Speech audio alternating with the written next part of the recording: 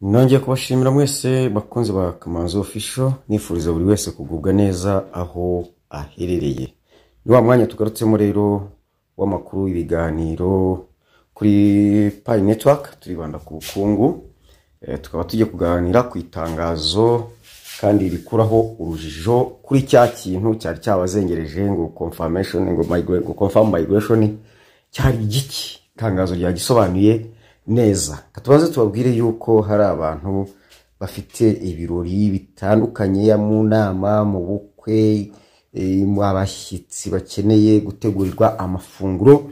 Hari itsinda ryifite ibikoresho byabo byo kumeze byo mu gikoni mu kumvikana bakabakorera neza cyane. Itsinda ryitwa JMK, wahamagara kuri nimero 0782 5 ukeneye decoration kandi mu bukwe, mu birori byari byo byose kwambika abageni, abakwe n'abandi bari bo bose mu biriyo hehe, decoration ndetse no kwambika abantu mu nama, icyari cyo cyose wahamagara Mama Grace kuri 0782 bakorera mu isoko rikuru rya Nyarugenge muri etage ya kabiri ku muryango wa 20. Sibyo gusa kandi kuri Kamanzi Official abakeneye yuko twabamamariza tukaranga business zabo, ibicuruzwa na service, ndetse n'abakeneye ubutaka bwo kugura amazu atandukanye, mwaduhamagara tukabafasha. Hanyuma mukenera za video zamamaza, kugukorera video ku giciro gito cyane, video ukajya uzipostinga ku status yawe, mugashyira ku aho mushaka, mwahamagara kuri 0782 Reka twikomereze. Itangazo rero ryaje, turanyura hariya tumayiningira nkuko bisanzwe. Hari itangazo riba ritaraba published hano kuri dashboard, ariko mujye muhora ndashendereke. Kandi ni itangazo rimaze iminsi, nubwo ritari ryasobanuye kuri 13 nibwo ryasohotse, ariko babigaragaje hano ku rubuga rwa X, rwa kwa team, aho basobanuye iby'iki kintu, cya kintu twise ikintu.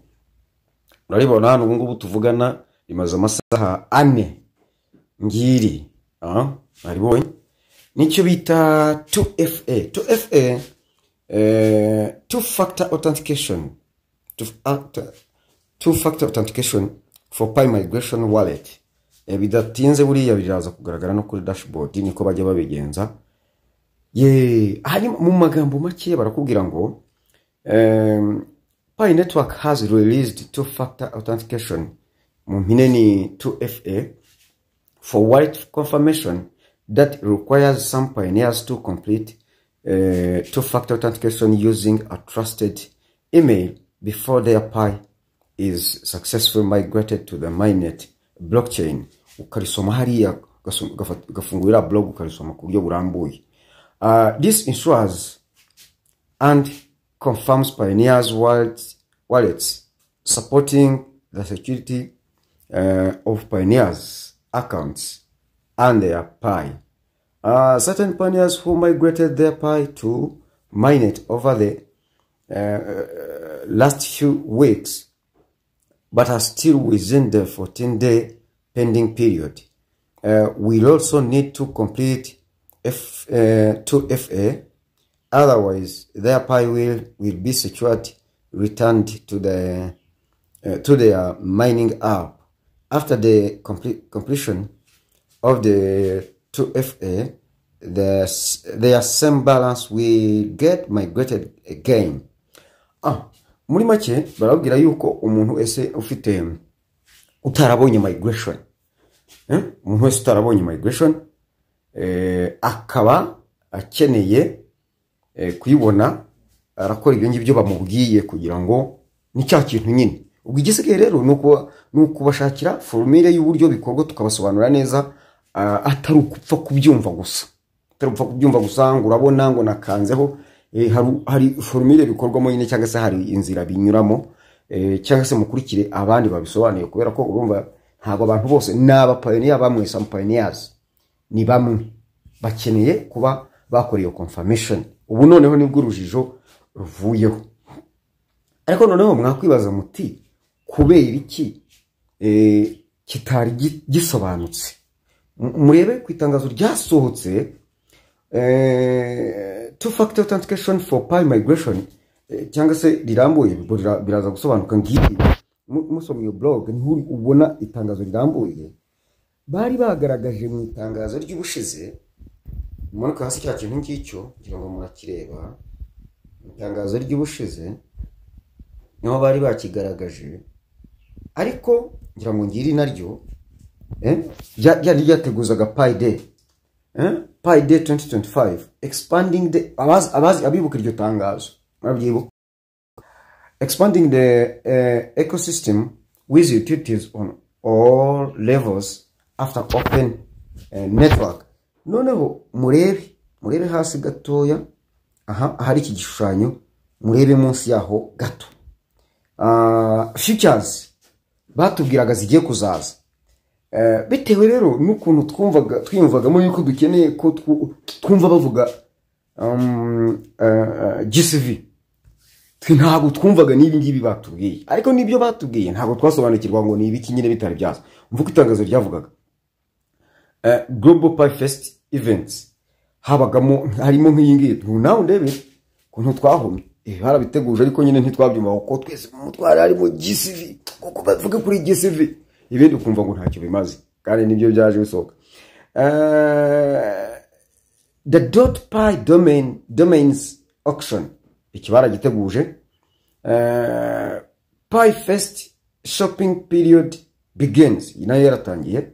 Hanyuma mainnet ecosystem application expansion nayo kwagura nyine ntuza mainnet ecosystem application, hanyuma nayo nyine iragurwa. Hanyuma bakanagira mainnet ecosystem UI revamp. Mwibuka akajambo ka revamp uko nakavuze mu kiganiro nakoze icyo gihe muri iyo minsi, murabyibuka. Revamp buri na amavugurura. Iyi UI rero nicyo bita user interface. User interface nayita nk'igikoresho gifasha umupioneer, kankoresha umupioneer gukorana na system. Icyo ni nk'iki, ni nka computer, ni nka telefone, wabyumvise ibyo byose. Rero ibi bintu hakaba noneho n'intuza n'ama softwares nka za Windows, burumva niho haziramo rero n'ibingibi byo gukoresha iyi system ya wallet. Urumva yaraguwe ukoresheje email yawe, bikagufasha kugira gute kuzuza ibyo usabwa. Murabona rero ko byose nta gishya, ahubwo ikibazo cyacu ni kimwe, uko udasoma kwacu byimbitse cyangwa se kutabyitaho.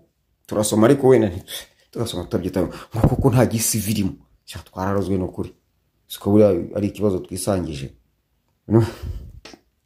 Nanjye ndimo nase ndabeshye, ntabwo nabeshye, twese turimo. Buriya rero icyo nababwira nuko iyi Pi network nta kintu gishya batuzanira batatubwiye cyangwa bataduteguje.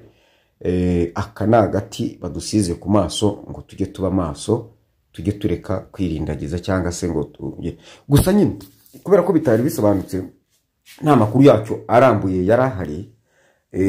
Abari bafite amakenga, bari bafite ishingiro. Dore amakenga ishingiro bari bafite nuko nk'umuntu wari warabonye migration, tekereza ariko guhakanya umuntu wiboneye migration abizi ukamubwira ngo urabeshye ntayo wari wabonye. Bari bayibonye kubera ko mu itangazo babisobanuye yuko bazishubije inyuma kubera iyo mpamvu, kubera bari bamaze igihe muri pending. Urumva rero ibyo byose ni ukubera umutekano wa Pi zacu. Ikindi hari habaye akajagari ka migration ka Pi ziri kuri transferable. Ako kajagari rero niko bashatse kugira ngo byari byabaye mu buryo butasobanutse. Noneho bashatse kugira ngo noneho bijye bikorwa neza, ntabwo byari bibazwe neza. Mbega urumva rero babisubije inyuma, ariko ugomba kwemeza ibyo wemeza kugira ngo cya kintu nyine mukemeze, ariko mukemeze mu nzira ziri zo kugira ngo ubishoboye yuko wakemeje neza. Ba bantu rero bavugaga yuko bibwe ari nabo baduteye ubwoba cyane, kuko umuntu yarakubwiraga ati ntakubeshye ngiye nari mfite gihe Pi zanjye zari zimutse ariko nazibuze, ati none bansubije no muri tentative. Wow, direct tuvuga uti ariko usibye ko ngiye narababwiye nti nubwo ibyo mumbwira ntarimo kubyakira neza kubera ko ntabireba ngo menye ibyari byo ko ntago ndinjira muri konte bwite y'uwo babikora usibye kuminsunikira gutya kuri telefone urumva ariko nuwo binyeretse yanyeretse nyine ko zasubiye inyuma ntago yanyeretse izari zavuye kuri migrated wallet mainnet mu byukuri urumva uhita ugira impungenge none ko nta nundi usobanura ibyo bintu cyangwa se nta nirindi tangazo rifatika rigaragarira buri wese risobanura ibyo bintu kagomba kugira amakenga ko umuntu avuga ati giye paiza nanjye arahari nzi neza zari zarimutse ariko natunguwe no kumva ngo screenshot anyereka ko zasubiye inyuma ariko we arabara atariko nazisanze hano ariko abandi baravuga ngo paiza zanjye bazijyanye maze kwemeza cya kintu urumva rero ko induru twavuzaga yari ukuri ariko uburujujo niruveho gusa nyine nge nabwira mugira amakenga ejo tutazabwira abantu ibintu bishobora kubakoraho n'abavugaga ngo nimwemeze nta makuru afatika bari bafite aho bakuye dore noneho itangazo ngiri ni kamarampaka riciye impaka tujye dusoma tuvuga ibintu duhagazeho dushobora kugira gute kuvuga tuti dore inkomoko ni iyi ngiyi gusa nyine muri rya tangazo kuri 13 ntago mu byukuri byari risobanuye iki kintu urabona ko amatangazo agisobanura aribwo yaje niba rero ari isuzuma nabyo baba bakoze baba babibonye ko ryadutikuye hasi ariko nyine muhumure ni ukuri kandi abavugije induru cyangwa se abatabaje bari mu kuri yakira kintu kuntu kiza kigafunga sikurere nicyo kinyica gusa umuntu ati ikintu cyanze kuvamo ikintu kiranye tunore kirazijyanye muhumure noneho ubwoba ni bushire rwose kanya murakurikira ikiganiro ku Ihumure TV kuri video mugubwe neza buri wese aho aherereye amina.